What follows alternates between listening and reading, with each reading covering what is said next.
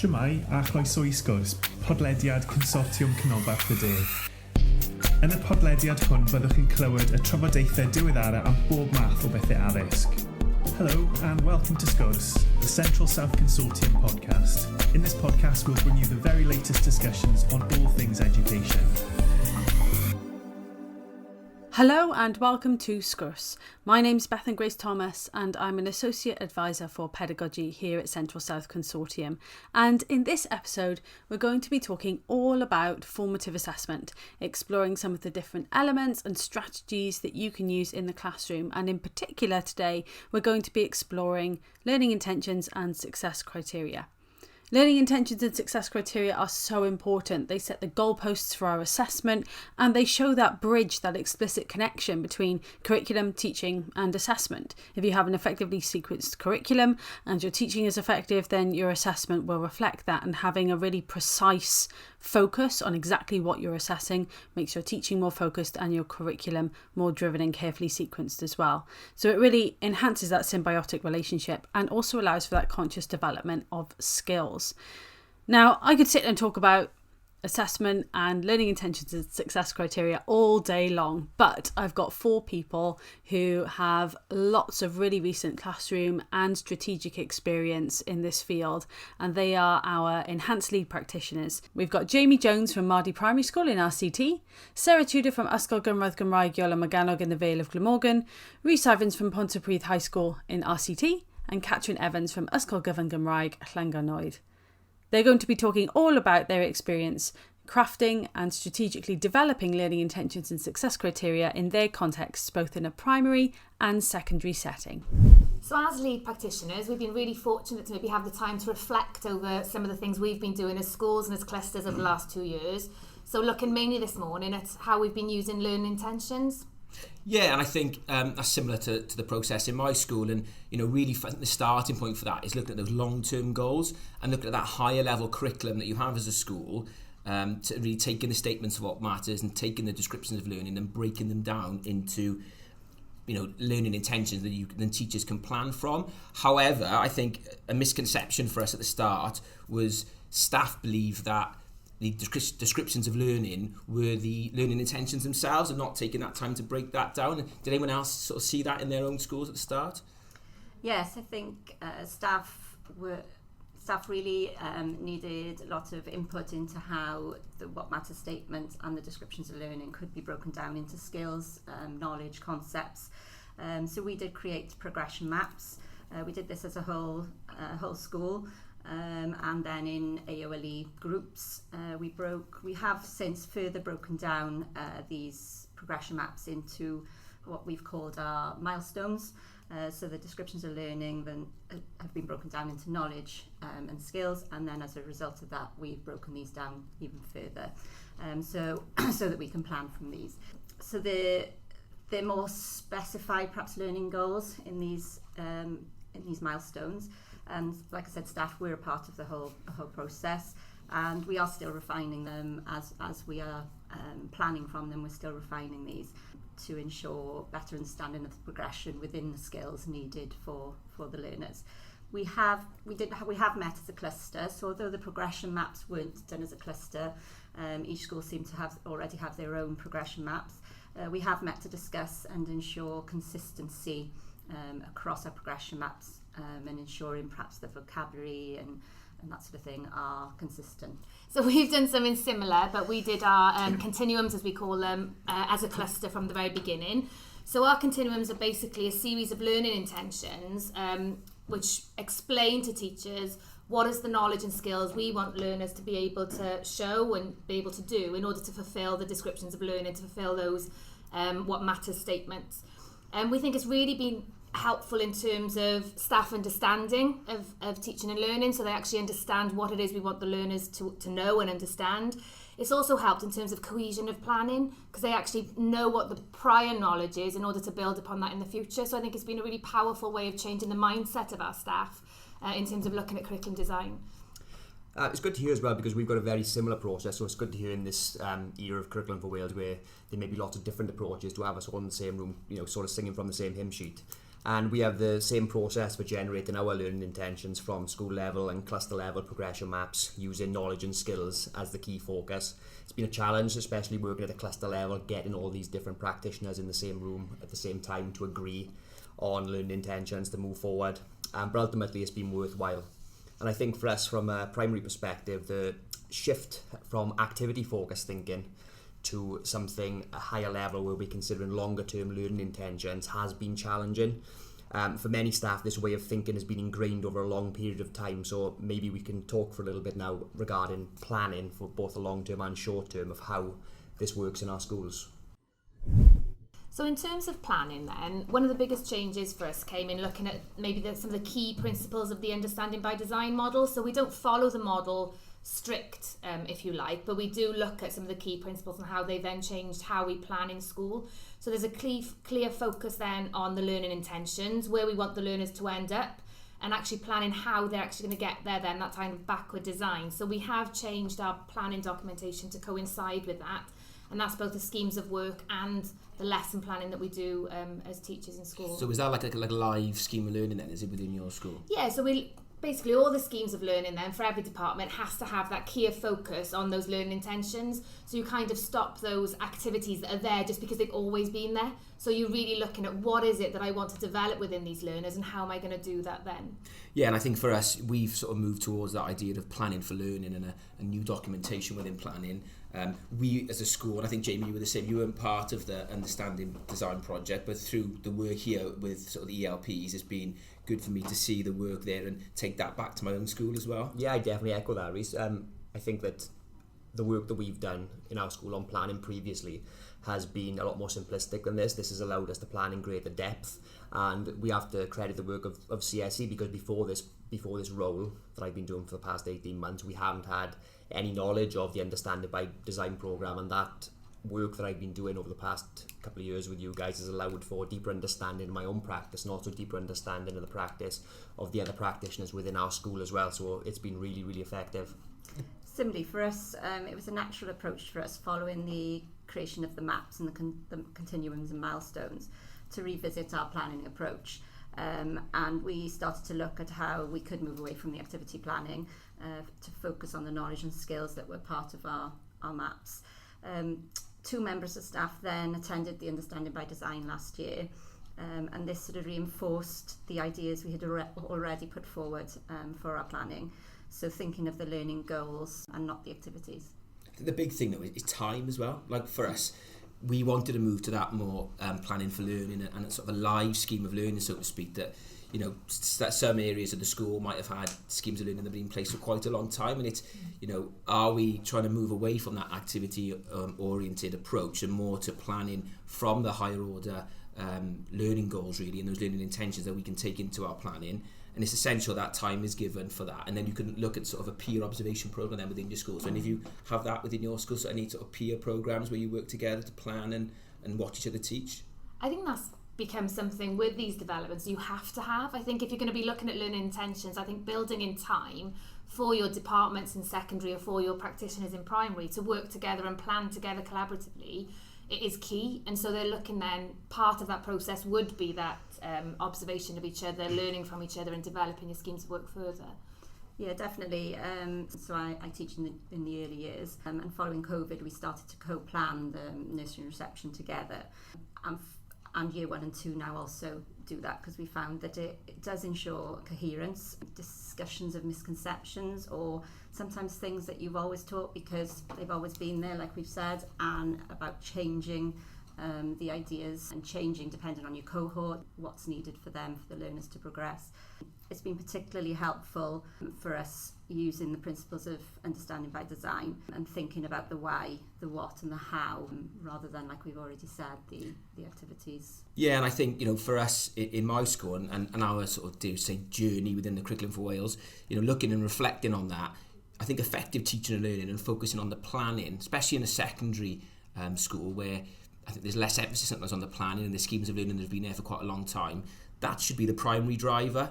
The real focus should be on the teaching and learning, because if good teaching and learning is there and good principles of assessment, it's really important for the children and the learning as well.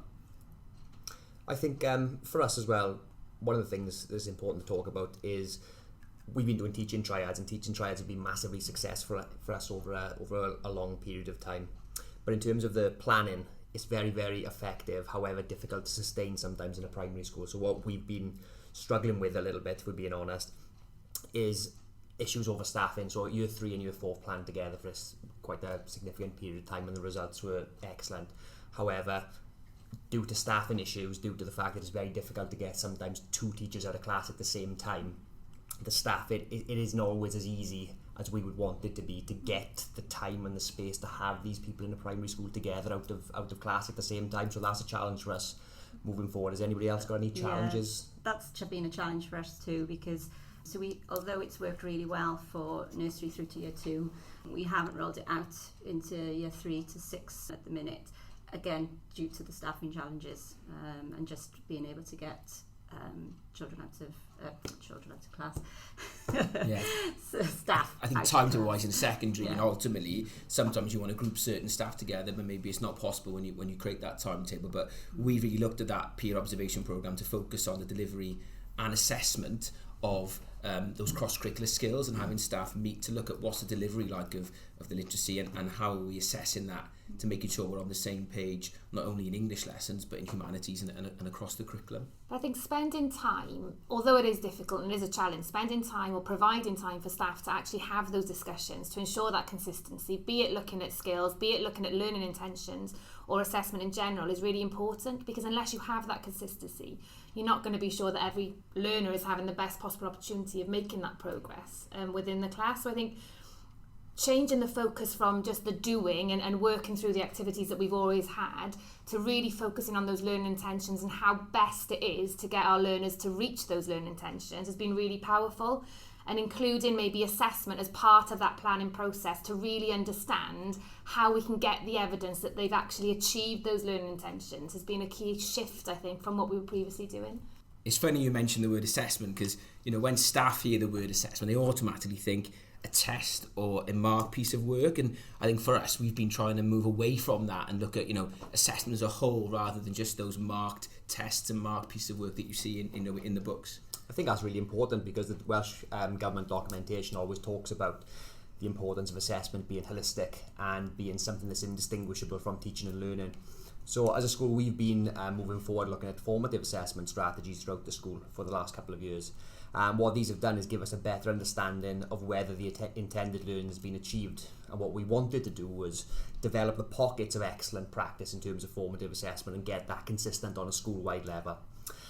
So we've been developing consistent approaches within each and every class, and we've used example strategies such as cold calling for questioning, effective verbal feedback, self and peer assessment, which has been developed especially in literacy and numeracy, giving thinking time to pupils, as well as the use of mini plenaries. So these are strategies that were previously seen in pockets, maybe they'd be seen in one year group but then not being seen in the next year group, which makes progress difficult then when there's that gap in between. So we were seeing learners almost going on an up-down curve. But I think for us as well, the importance of being brave as well when it comes to this assessment. There's a lot of questions. Sometimes there's more questions than answers, but you have to be brave with what you do and have conviction with what you do as a school. So for example, we've moved away from looking at extended written marking and distance marking because we don't believe the evidence is there for us to be doing that and spending so much time on that when time could be better spent doing other forms of assessment. So has anybody else had any significant changes? Do you think the children are on that? Do the children themselves, are they sort of seeing the benefits of that? Do you think when you speak to them into sort of people's voice, whatever it might be? I think that they are, yeah. The initial process started with a questionnaire, and the questionnaire, which was quite shocking to us, really basically said that they didn't get much from the written comments. Sometimes they didn't read them.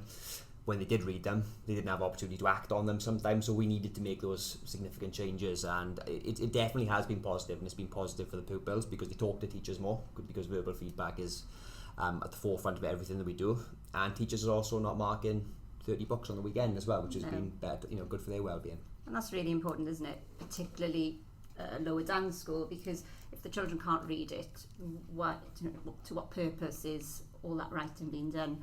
So we've looked also at assessment linking to the planning. So as we're thinking about the learning goals, thinking then about how those things are going to be assessed, and it really informs our planning, and it informs sort of target setting also for children who need to develop any skills specifically. We've continued to explore a variety of teaching, learning and assessment strategies to support that, and our milestones are used. So we track using our milestones in language and maths at the minute, and these are used to write our end of year reports, and they're also used, like I said, to give targets to children, but also targets then that go on the end of year report for parents as well to see. You're right there in terms of having these clear learning intentions means that assessment is going to be more focused, and assessment's going to give you far more valuable information about the progress of the learners. And I think sometimes we fell into that trap of doing assessment just because that task is what we always did. But when you really looked at the information that task was giving you and what information that task was giving the learner, it was actually quite weak. So it's been a really nice process, maybe looking at everything that you're doing, everything your departments are doing or your practitioners in primary are doing, and being able to be quite reflective and say, actually, it's worth doing that. And the investment of time on behalf of the learner and the teacher is providing valuable information, or it isn't. But those clear goalposts, I think, as you say, in terms of your maps or in terms of your milestones, are really key to get it right. Yeah, I think it comes from that higher level curriculum and then those learning intentions. But also, I think ultimately, when you talk about assessment, you talk about feedback, and feedback's only useful if the learner understands it and can act upon it, and that's really important. An example of this when we do work scrutinies and book looks within the school, and ultimately you see practitioners maybe writing the same comment in every book.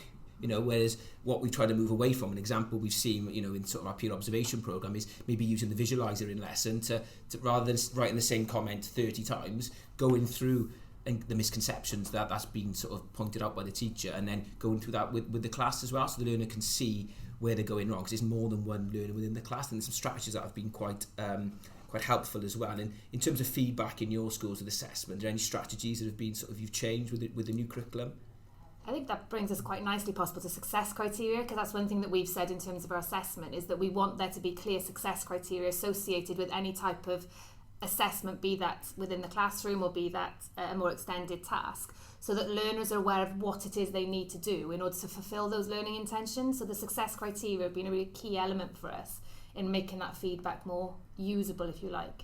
Yeah, and I know when we've talked about learning intentions, success criteria, as a school and with other practitioners, there was a case where, staff were asking students to write the learning intention on the board and making sure every child wrote it in the book, and I'm sort of against that. I'm not really sure what your views on sharing the learning intention with the pupils as well. We moved away from writing the learning intentions in books, and it was basically just there for the sake of it sometimes, and we feel that we think it's very important that pupils understand why they're doing a task, but we don't believe in writing everything in books all the time if it's not purposeful. We've got a bit of a mixture, to be honest. So there's a variety of strategies across the school. The early years use success criteria. Perhaps it's shared via pictures so that they understand what it is they need to do to succeed.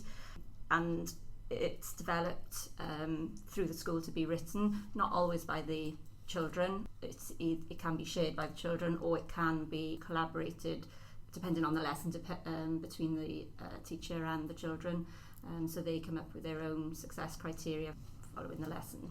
I think you're right. I think it isn't a one size fits all, is it, when it comes to learning intentions or success criteria. I think if we look at learning intentions, the discussions we've been having as a cluster is that actually they provide a trajectory of travel for the teacher, so the teacher knows where they're aiming for, but they're really useful to share with the learners at some points in time, so they actually know the long-term goals of where they're travelling.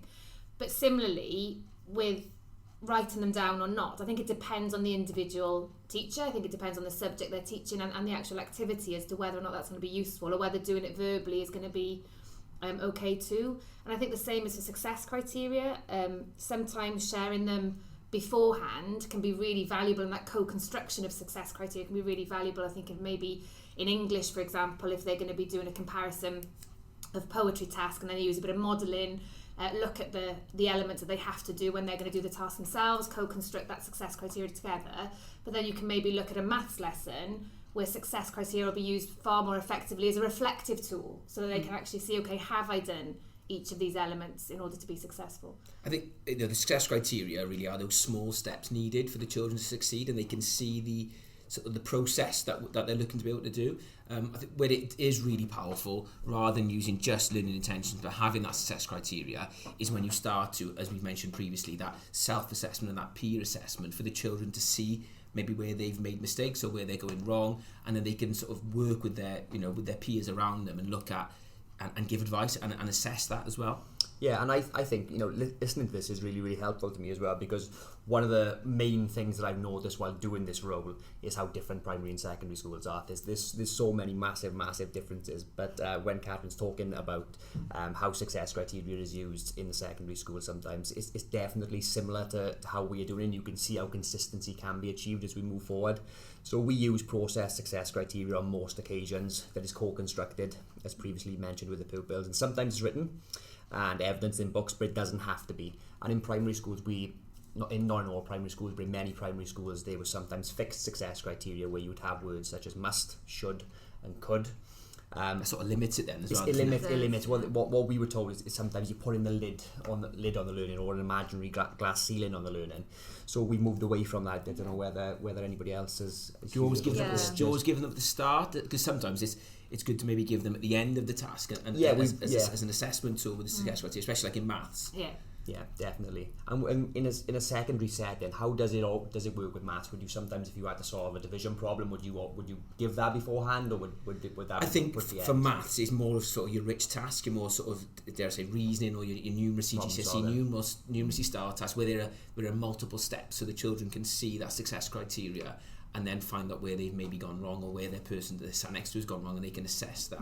And is that like teacher led then, or is that, or do those success criteria come on a higher level, universal success criteria that's used by all teachers, or is that teacher?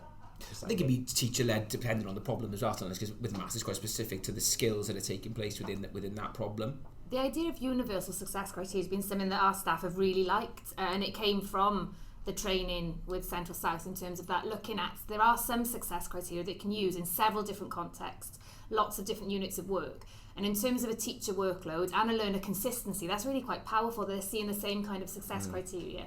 But there is that progression. So as you say, there isn't a ceiling, because those success criteria will continue to grow. It's like a leveled success criteria. We've seen some examples of that in English in my school. That's how we have started to go about success criteria.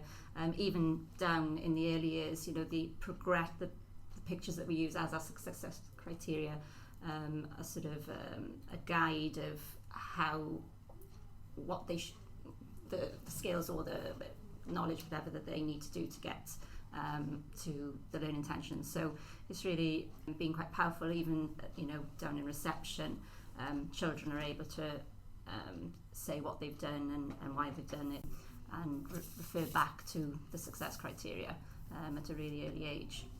I think it's important to note as well that in primary schools sometimes success criteria doesn't always have the best of names, particularly when it comes to writing things. Sometimes creative writing, people like Pike Hobart, who we use the Talk for Writing scheme, he says sometimes that success criteria is limiting what they can achieve creatively rather. But I think it's important to understand the benefits of it while understanding its limitations in certain areas. But it certainly does mean success criteria. It's really interesting, because that's our English department are very keen, as I say, on this modelling and the co-construction of success criteria when it comes to maybe comparison of poetry or writing a report. But when it comes to creative writing, they will never provide success criteria beforehand.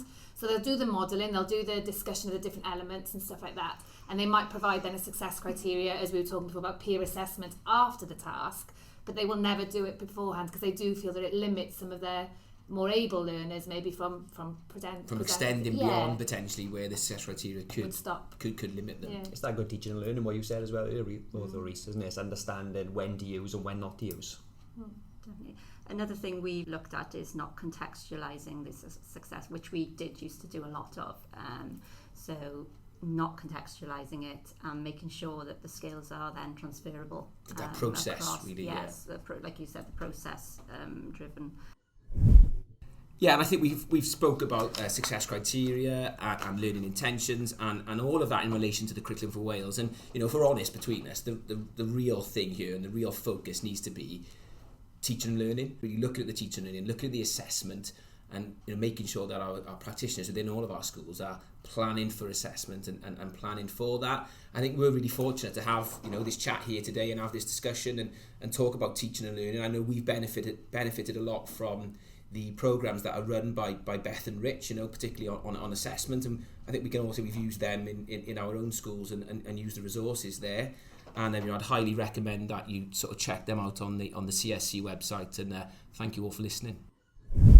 Thank you so much for that really valuable conversation from Rhys, Catrin, Sarah and Jamie. I'm sure their experiences are things that you relate to, and hopefully their reflections are really useful to you in your setting as well. For any further reading or guidance, we would first recommend Beyond the Welsh Government's guidance, the EEF, because it's evidence informed and it's free, and there's lovely summary posters that give you some really clear guidance around using feedback effectively. Then something like the Research Ed Guide to Curriculum and Assessment can be really valuable for looking at the broad picture of curriculum and assessment and how that fits into your setting. Then for more detailed and developed frameworks and thinking, writers like Rosenshine, Shirley Clark, Dylan William or William and Leahy, Becky Francis, Daisy Christodoulou. All of these are great writers to explore. There's also a book that's more recently come out called Formative Action, which is a great practical guide in a 5-step process to actually implementing formative assessment effectively in your classroom with a real purpose-driven approach. And of course, you can find out all about learning intentions and other aspects of formative assessment, discuss and reflect with other practitioners, and also think about and reflect on practical application and strategies at our formative assessment event. So our one-day professional learning event is designed for all practitioners to receive research and guidance, but also a chance to explore key concepts in practice with other practitioners from the region. As an attendee, you also receive supporting research and guidance booklet, and that can be then taken away and used in part or in whole to cascade aspects of the professional learning back to your school or setting. All of the programmes are completely free and are designed as a result of requests and recommendations from schools in the region. And best of all, biscuits are provided. That's it for this episode of Sgwrs. Thank you so much for listening. Diolch yn fawr. You can of course find us on Twitter or X at CSCJES, or you can follow the teaching team on Twitter at CSC_addysg.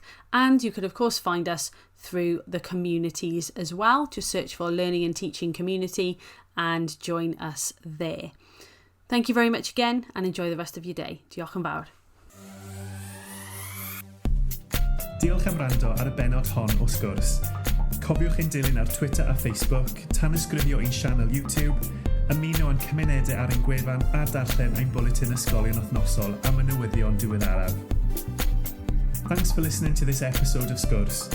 Don't forget to follow us on Twitter and Facebook, subscribe to our YouTube channel, join our online communities via our website, and read our weekly school bulletin for the latest news. Hwyl am y tro. Bye for now.